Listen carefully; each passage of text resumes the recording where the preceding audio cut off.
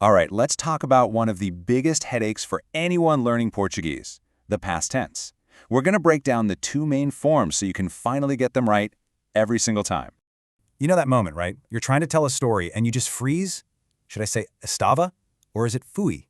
Ugh. Well, you are definitely not alone. It's a super common problem, but stick with me and I promise we're going to clear this up for good. Okay, let's name our two contenders. On one side, we have the pretérito imperfecto, and on the other, the pretérito perfeito simples. Yeah, I know, those names sound a bit intense, but don't worry about the fancy labels. The concept behind them is actually incredibly simple. And the key to unlocking this whole thing, it's all about one super simple idea, thinking of it as the snapshot versus the movie. Seriously, this one metaphor is going to make everything click into place. So let's start with the perfeito. This is your snapshot. Think of it like taking a photo with your phone. Click. You capture one single completed action. It happened, it's over, and you've got the picture to prove it. That's it. Finito. Now the imperfecto, well, that's not a snapshot. That's the movie camera. It's rolling. It shows you what was happening over time, the action that was in progress.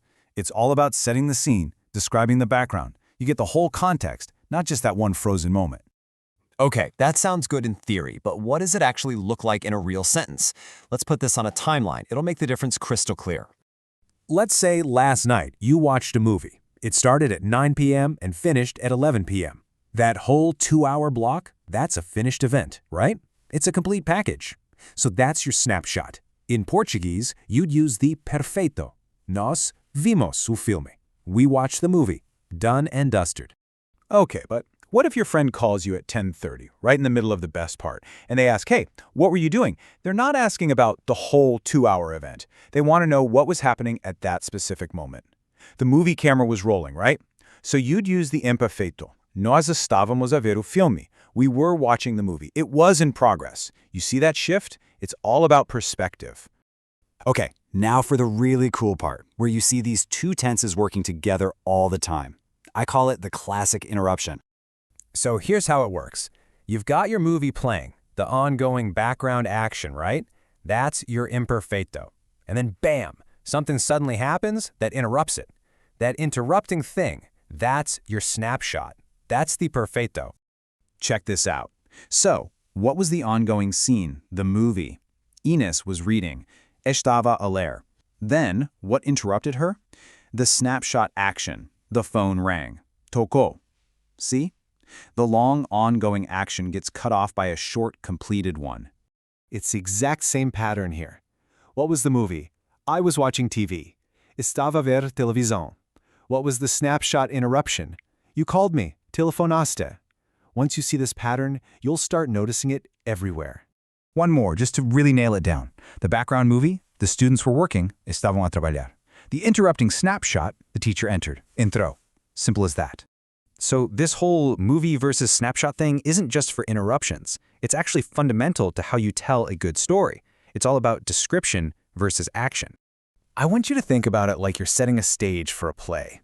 The imperfeito is what you use to paint the scenery. It tells us what the weather was like, what the room looked like, what people were wearing. It sets the mood. But the perfeito, that's when the actors walk on stage and actually do stuff. It's the action that drives the story forward. So if you want to describe someone in the past, like here with Guilherme, you're just painting a picture. When Guilherme was small, he was fat and he wore glasses.